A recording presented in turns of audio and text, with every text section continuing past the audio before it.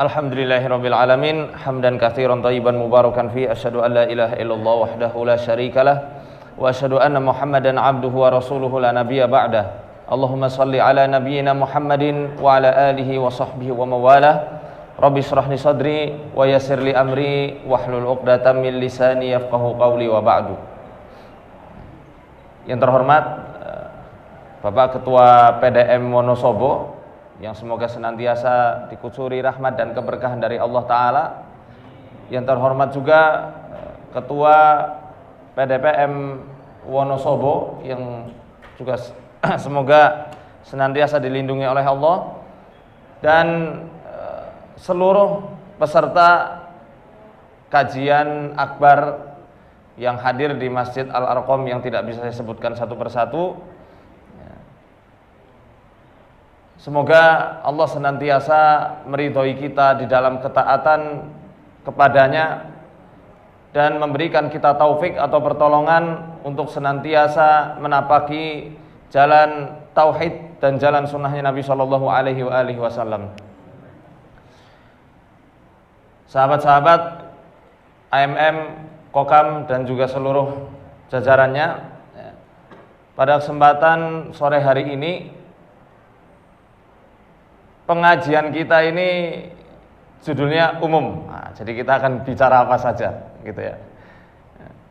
Kalau mungkin teman-teman sering melihat kami berkiprah dalam dunia ruqyah, maka insya Allah kita akan sedikit nyerempet-nyerempet ke masalah itu. Tapi nanti insya Allah akan kita bahas lebih umum lagi bahasanya, bukan hanya sekedar masalah ruqyah saja. Karena mungkin sudah sering dari teman-teman yang pernah ikut kajian kami, ya, kita bahas lebih detail masalah ruqyah. Banyak orang datang kepada kami mengeluhkan, tolonglah aku diruqyah. Lah kenapa diruqyah? Aku belum bisa lepas dari suatu kebiasaan buruk yang sudah lama sekali aku kerjakan. Tolonglah diruqyah. Kenapa diruqyah? Aku kepengen lepas dari dosa, lepas dari maksiat, pengen rajin sholatnya. Tolong mas diruqyahin anakku. Nah, kenapa bu? Biar ndak nakal lagi. Nah, ini kita mesti pahamkan bahwasanya ruqyah itu tidak bisa seperti bengkel ketok magic. Sekalinya diketok langsung berhasil. Ruqyah itu hanyalah sebagai pendorong yang kemudian setelahnya manusia yang setelah diruqyah itu harus jalan sendiri-sendiri untuk menggapai keridhaan Allah Ta'ala. Tidak bisa sekali ruqyah kemudian anak yang tadi yang nakal kemudian jadi baik, langsung jadi baik seketika itu juga. Kemudian orang yang sudah berkecimpung dalam dunia atau kubangan dosa kemudian bisa terentaskan sekalinya ruqyah, dari yang tadinya malas-malasan sholat kemudian jadi rajin sholat. Bukan itu yang dimaksud. Di dalam sunnahnya Nabi Shallallahu Alaihi Wasallam, kita diajarkan Nabi untuk senantiasa mengucapkan suatu doa setiap pagi dan juga petang, yang mana doa ini menjadi suatu kunci bagi kita, bahwasanya kita tidak bisa mengandalkan diri kita sendiri, melainkan kita sangat butuh dan kita sangat fakir untuk mengharapkan rahmat dari Allah Ta'ala. Makanya Nabi SAW mengajarkan kita untuk selalu berdoa, ya hayyu ya qayyum birahmatika astaghith aslih li sa'niya kullahu wa la takilni ila nafsi tarfata ain. Wahai Tuhan yang maha hidup, yang maha mengurusi seluruh urusan makhluknya, dengan rahmatmu aku minta pertolongan. Perbaiki segala urusanku dan jangan engkau serahkan kepadaku walau hanya sekedipan mata. Karena ingat, setiap urusan-urusan yang kita andalkan diri kita sendiri tanpa mohon pertolongan Allah, tanpa mohon rahmat dan keridhaan Allah, pasti urusan itu akan berantakan, hancur lebur, nggak akan pernah bisa. Termasuk urusan kita ini kepengen taat, lebih taat kepada Allah Ta'ala, termasuk dalam urusan ketaatan kita kepada Allah. Jadi harus ada yang namanya jihad, mujahadah, kesungguhan, Karena dari usaha itulah yang nanti akan Allah nilai, bukan dari hasilnya. Seberapa serius hambaku ini ingin menapaki tangga menuju keridhaanku. Ada sebuah kisah yang sangat menarik, yakni salah seorang sahabat Rasulullah Shallallahu Alaihi Wasallam yang ternyata sahabat ini candu khamr. Bahkan sampai ayat tentang khamr itu turun, dia masih sering minum khamr. Nama sahabat ini adalah Abu Mihjan Ats-Tsaqafi radhiyallahu anhu. Jadi Abu Mihjan Ats-Tsaqafi, dia adalah sahabat Nabi yang pandai berperang. Dia pendekar. Kalau jihad selalu ada di depan. Dan kalau Abu Mihjan Ats-Tsaqafi ini turun ke medan laga, ke medan perang, orang-orang kafir itu gentar semuanya. Karena takut. Kekuatannya dahsyat, strategi perangnya jitu, jurusnya juga mantap. Namun ternyata karena sebelum Islam melarang minum khamr, Abu Mihjan ini sudah suka minum anggur, minum khamr. Nah, perasaan anggur yang memabukkan. Hingga pernah dikatakan dalam tarikh, Abu Mihjan itu kepengen dikuburkan di dekat kebun anggur. Kenapa? Pengen supaya ketika Abu Mihjan itu meninggal, baunya anggur itu bisa dihirup dari dalam kuburnya. Saking cintanya Abu Mihjan dengan anggur. Namun ternyata ayat tentang pelarangan khamr dan keharamannya itu turun. Abu Mihjan berusaha secara betul-betul sekuat tenaga untuk meninggalkan khamr. Tapi candunya masih mengalahkan beliau. Ini serba-serbi dari sahabat Nabi. Dibuang, ternyata masih curi-curi kesempatan minum. Hingga akhirnya Rasulullah SAW wafat, ganti Khalifatul Rasulullah SAW, yakni Abu Bakar As-Siddiq radhiyallahu anhu. Di masa kekhalifahan beliau, ternyata Abu Mihjan masih kedapatan minum. Akhirnya dicambuk 40 cambukan sama Abu Bakar, masih belum jerak. Sampai tiba di zamannya Amirul Mukminin Umar bin Khattab radhiyallahu anhu. Kita tahu bagaimana tegas dan kerasnya Umar untuk menegakkan syariat Allah. Ternyata Abu Mihjan saat itu masih kedapatan minum khamr, ya, dicambuk terus. Tapi bagi Abu Mihjan sepele cambuk itu. Kalau beliau pendekar, kuat orangnya. Dan bukan berarti setelah dicambuk dia menyepelekan syariat, bukan. Dia berusaha gimana caranya lepas dari kebiasaan minum khamrnya ini.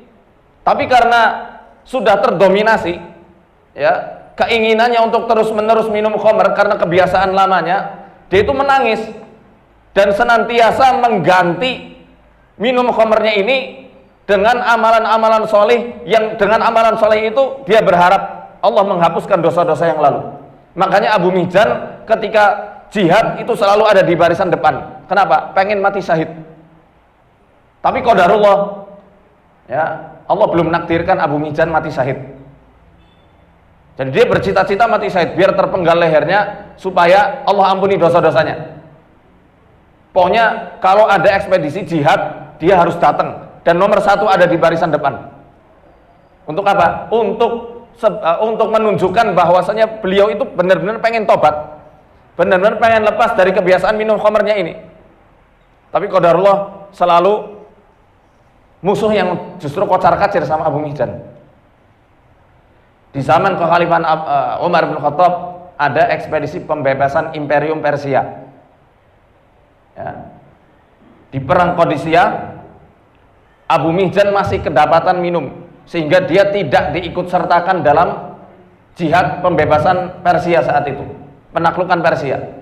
Dikurunglah sama Umar, diasingkan untuk dikarantina di suatu daerah yang agak jauh dari Madinah. Nggak ikut ekspedisi pembebasan Persia yang saat itu dipimpin oleh pamannya Rasul Shallallahu Alaihi Wasallam dari jalur ibunya, yakni siapa? Sa'ad bin Abi Waqqas radhiyallahu anhu, sang pemanah ulung. Wah, itu nangisnya luar biasa, nyeselnya luar biasa Abu Mihjan. Aduh, nggak ada kesempatan ini untuk aku menjemput syahid. nggak ada kesempatan ini untuk aku mengganti minum khamrnya ini. Sehingga beliau itu akhirnya dia apa? Dikarantina, nggak jadi ikut pembebasan Persia. Namun karena beliau itu cerdik, dia kabur, nyusul pasukan kaum muslimin yang saat itu hendak melawan pasukan Persia. Seperti yang kita ketahui bahwasanya saat itu kaum muslimin mengalami kekalahan di hari-hari pertama. Ketika Abu Mihjan datang, barulah kaum muslimin terbantu dan bisa menyeimbangi orang-orang Persia ini. Namun qadarullah, ya, waktu pembebasan di ekspedisi Qadisiyah ini, pembebasan Persia, dia masih kedapatan minum. Akhirnya dikurung sama Sa'ad bin Abi Waqqas. Dah, kamu gak usah ikut. Kamu di sini aja, nggak usah ikut jihad. Itu hukuman paling menyiksa daripada dicambuki bagi Abu Mihjan. Cambuki itu enteng, tapi kalau nggak boleh jihad, tersiksa luar biasa. Kenapa? Dia kepengen tobat, berusaha keras gimana caranya menjemput ridhonya Allah dan rahmat dari Allah supaya bisa lepas dan diampuni dosa-dosa minum khamrnya ini. Ternyata saat itu karena Sa'ad bin Abi Waqqas saat peperangan ini beliau kena sakit kulit yang menjadikan beliau tidak bisa langsung turun di medan jihad. Jadi beliau kasih komando dari jarak jauh. Saat itu dijenguklah itu sama istrinya Sa'ad bin Abi Waqqas, mau dikasih makan, diminta tolong aku dilepaskan.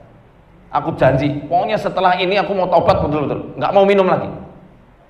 Karena iba akhirnya dilepaskan.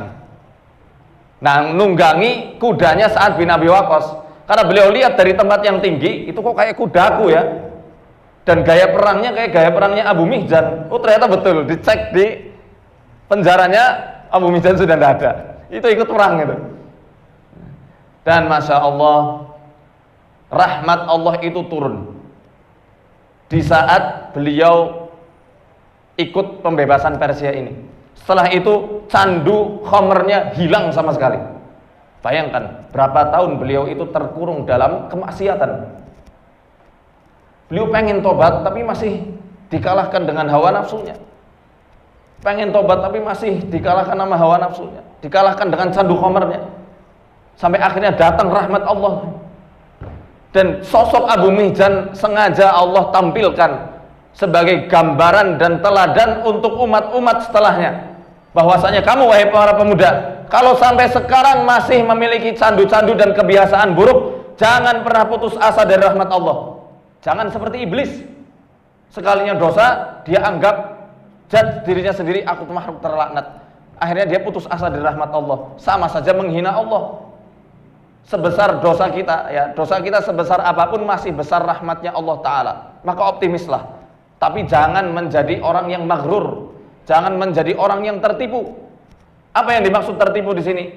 Menganggap Allah itu Maha Pengampun, akhirnya dosa terus-menerus tidak pernah tobat, tidak berusaha untuk mengganti dosa itu. Ya, ini orang tertipu. Beda urusannya sama seperti Abu Mihjan. Abu Mihjan dia ketika minum tobat. Dia lakukan amalan soleh apapun, bahkan amalan soleh yang paling besar, yakni jihad fisabilillah. Untuk apa? Menjemput syahid, biar mati ajalah, supaya aku istirahat dari keburukanku. Akhirnya Allah ternyata ditakdirkan hidup terus, hidup lama. Musuh susah untuk menaklukkan Abu Mihjan, tapi akhirnya Allah turunkan rahmat, lepas dari kebiasaan candu dan khamrnya. Ini bisa kita jadi ambil pelajaran bagi para guru, bagi teman-teman sekalian, aktivis-aktivis dakwah, ya. Kalau misal ada di antara saudara-saudari kita yang mungkin kita masih lihat sekarang masih bergelimang dalam kemaksiatan, ajak dia, rangkul, jangan dibenci, jangan benci orangnya, benci perilakunya saja. Mungkin orang itu lagi kepengen tobat, dia sedang berusaha gimana caranya untuk tobat, tapi masih susah. Karena apa? Karena masih terkurung dalam hawa nafsunya. Masing-masing dari kita pasti pernah melakukan kemaksiatan. Kalau kita lagi maksiat, dibilangin saat itu juga mau berubah atau enggak? Tidak, berproses. Berproses. Dan kita selaku dai, selaku pendakwah, Jangan sampai mengutuk orang tersebut. Kamu nggak bakal masuk surga. Susah banget dibilangi, bandel banget sih. Jangan bilang gitu. Kamu nggak bakal diampuni Allah. Dibilangin bolak-balik masih aja seperti itu. Jangan sampai seperti itu. Kalau kita sampai mengecap hal yang demikian, justru malah yang mendakwahi yang terancam masuk neraka. Kita bisa lihat dalam sunannya Abu Dawud, dalam syarahnya Al-Qastolani, di mana Abu Hurairah radhiyallahu anhu meriwayatkan Rasul sallallahu alaihi wasallam yang pernah mengkisahkan dua orang laki-laki di Bani Israel. Kana rajulani fi Bani Israil. Ada dua laki-laki di Bani Israel, ya, mutawakhiyaini. Mereka itu saling bersahabat. Mereka bersaudara. Ya. Wa kana ahaduhuma yudnibu wal akhar mujtahidun fil ibadah. Yang satu ini pendosa, yang satu lagi orang yang betul-betul giat dalam beribadah. Wala yazalu mujtahidun yarul akhar ala dzanbi. Dan senantiasa orang yang giat dalam ibadahnya ini mendapati sahabatnya terus-menerus terjebak dalam suatu dosa, suatu lingkaran dosa, sehingga dia mengucapkan aksir, berhenti kamu, jangan lakukan lagi. Tapi dia masih ngelakuin lagi sampai berapa kali, ya, akhirnya orang tersebut timbul rasa jengkel.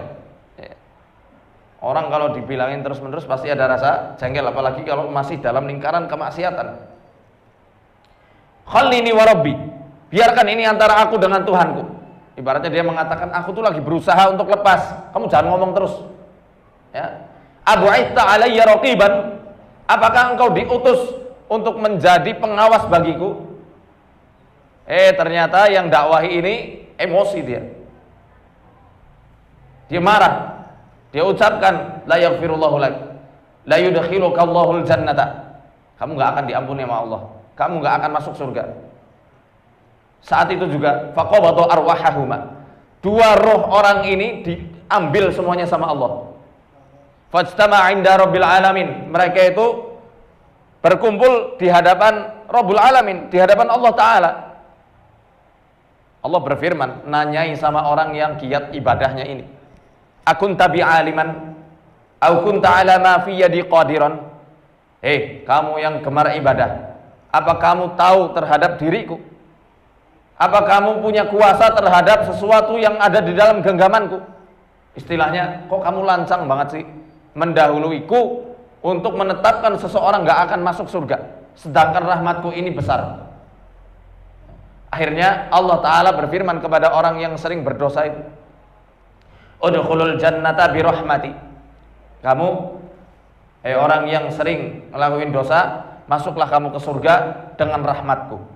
Ingat, dengan apa? Rahmat. Makanya kita harus senantiasa minta rahmatnya Allah. Kita masuk surga bukan dengan amalan kita.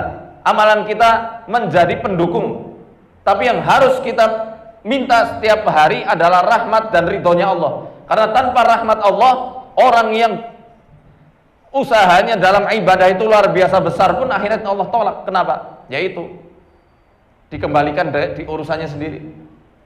Dan Allah mengatakan, kamu orang yang sukanya ibadah tapi lancang, sana masuk neraka. Sampai Abu Hurairah mengomentari hadis ini, walladzi nafsi biyadihi latakallama bikalimatin au baqat dunyahu wa akhiratah. Demi Allah, Tuhan yang menggenggam jiwaku di dalam genggamannya, sungguh orang tersebut telah mengucapkan suatu ucapan yang telah menghancurkan dunia dan akhiratnya. Ini pelajaran bagi kita para dai. Kalau kita mau ngomongin orang, jangan sering-sering. Dan dakwah itu enggak selamanya harus pakai lisan, tapi ada yang namanya dakwah bil hal, dengan keadaan, ya, dengan akhlak yang mulia, akhlak kita yang luhur, dengan hadiah-hadiah, dengan ngerangkul, ayo ajak camping kayak atau apa kayak, naik gunung boleh atau apa, yang dengannya kita deketin dulu itu hatinya. Di dalam perjalanan tunjukkan akhlak-akhlak Islami. Kalau dinasehati terus, kadang-kadang orang itu akhirnya timbul rasa benci, timbul rasa risih. Ya. Dan ini juga ada nasihat bagi orang-orang yang dinasehati, juga jangan sampai kebablasan. Karena kata Nabi sallallahu alaihi wasallam, abghadul kalami ila Allah idza qila lahu ittaqillah faqala 'alaika nafsak.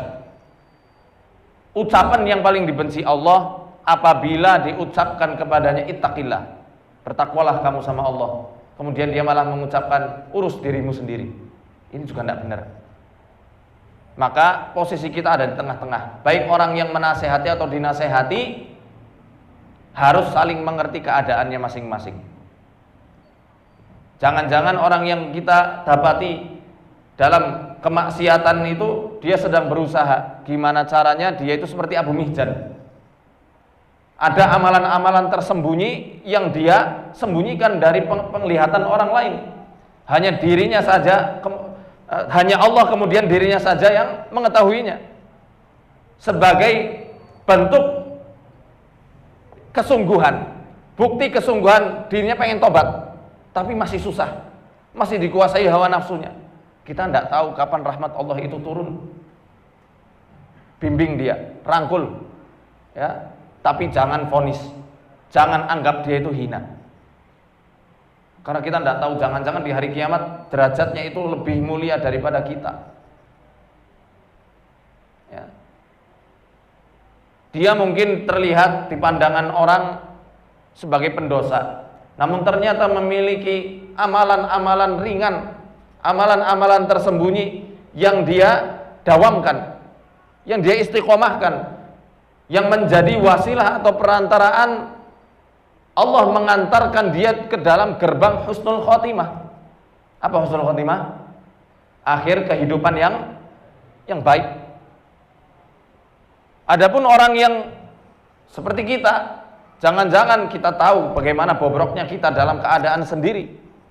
Saat sendiri banyak amalan-amalan yang kita lakukan, amalan-amalan buruk yang kita lakukan, yang kita sembunyikan dari penglihatan orang, tapi kita nggak berusaha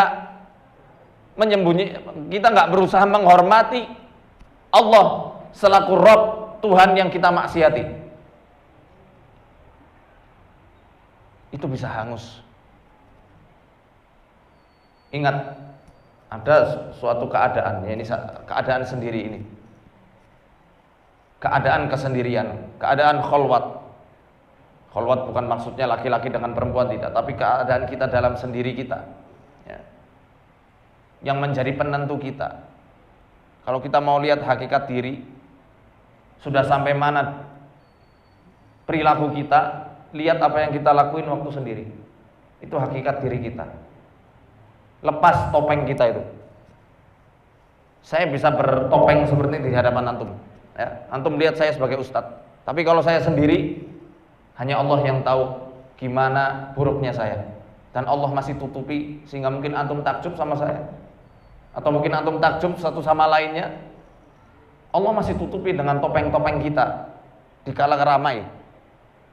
Mana ada orang maksiat di hadapan temannya, kecuali orang yang memang mati hatinya, ya. Betul enggak? Tapi dalam keadaan sendiri topeng kita lepas semuanya. Nah, itu hakikat kita. Apa yang kita lakukan dalam kesendirian, itu derajat kita, itu martabat kita, itu posisi kita di hadapan Allah. Sehingga saat sendiri, ada orang yang betul-betul Allah nanti akan naungi di hari di mana tidak ada naungan selain naungannya Allah. Ada 7 golongan.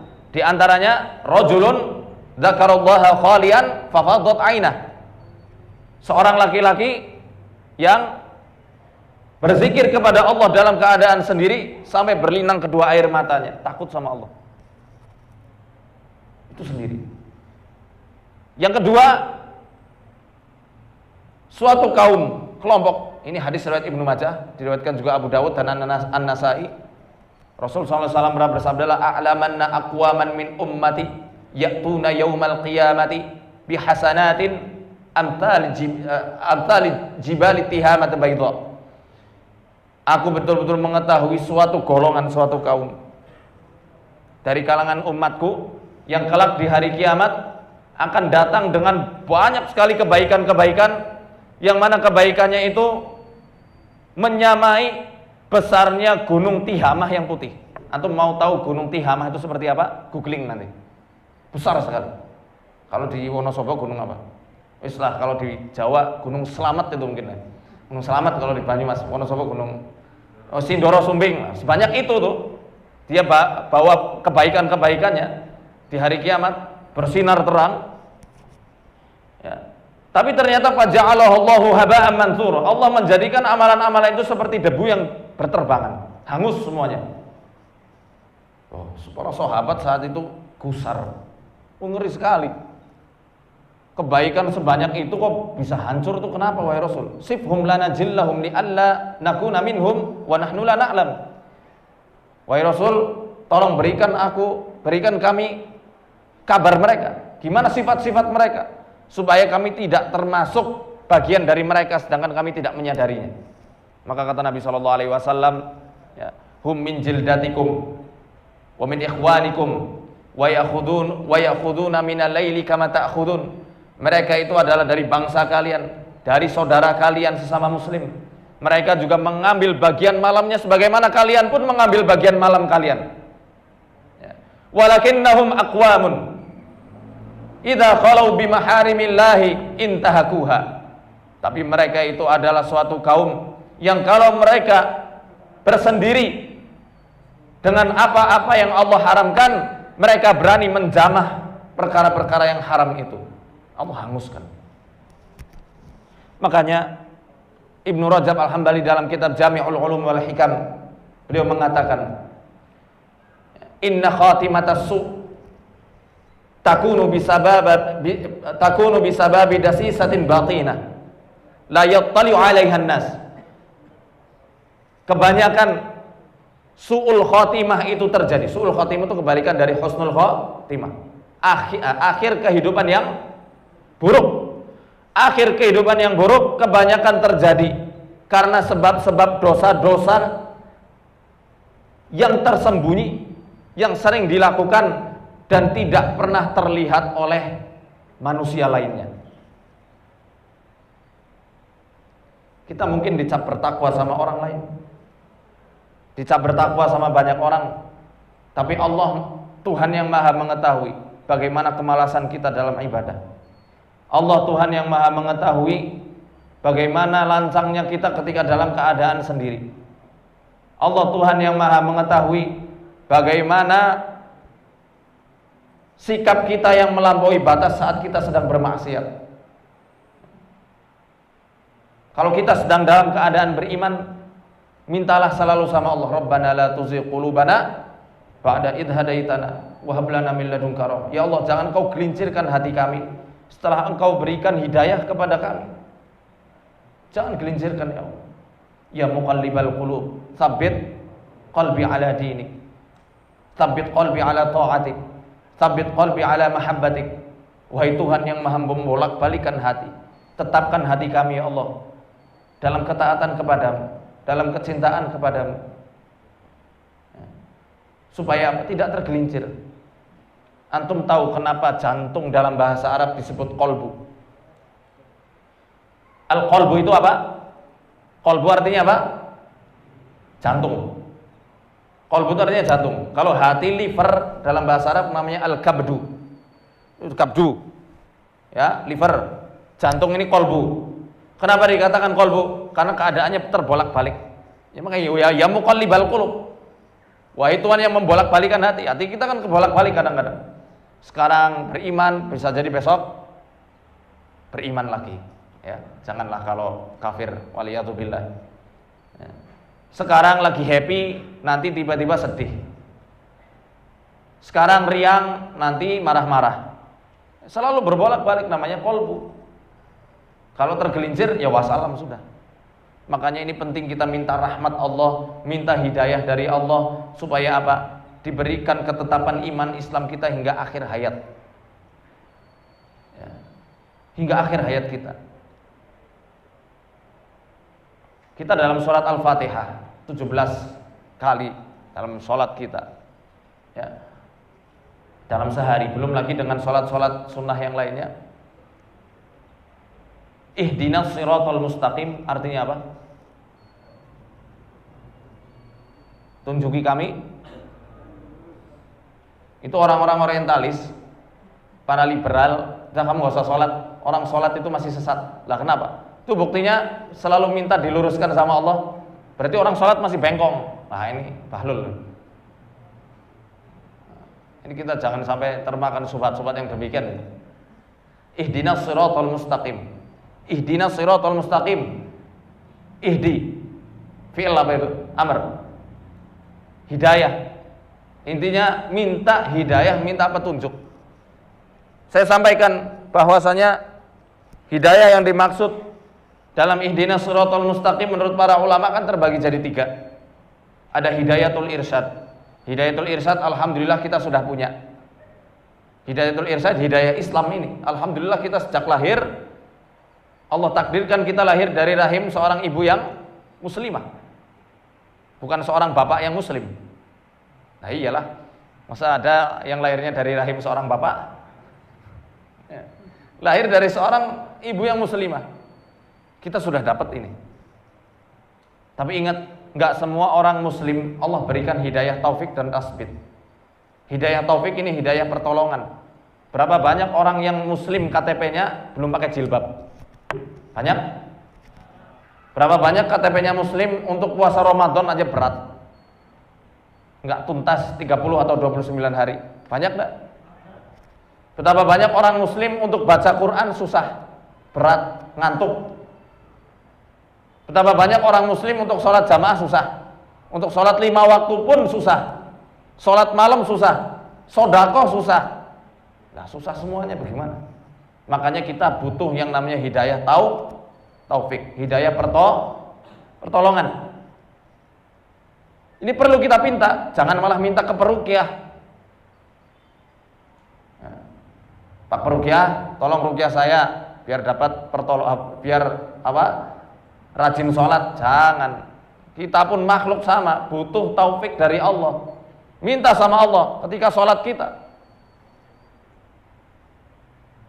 Nanti kalau Allah berikan taufik dan pertolongan, taufik dan pertolongan maksudnya ya, nanti akan Allah mudahkan dari jalan ketaatan yang mana kita akan dapat menggapai ridhonya Allah.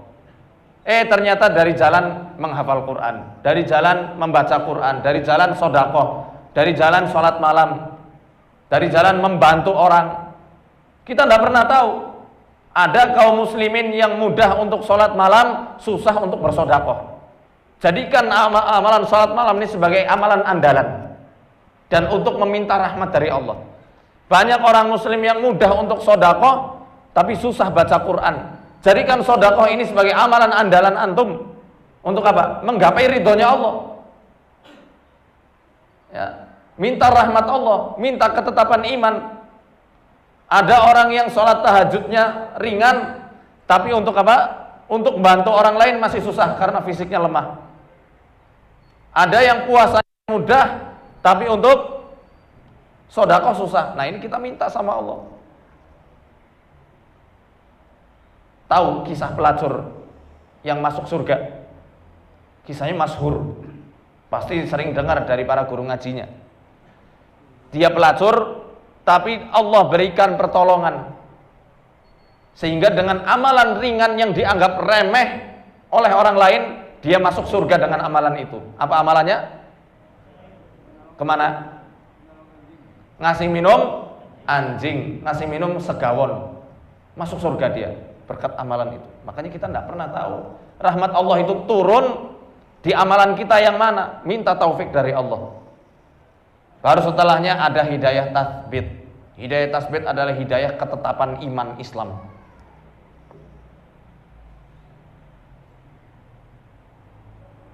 Ada banyak kisah dalam Quran dan juga dalam sunnahnya Nabi SAW.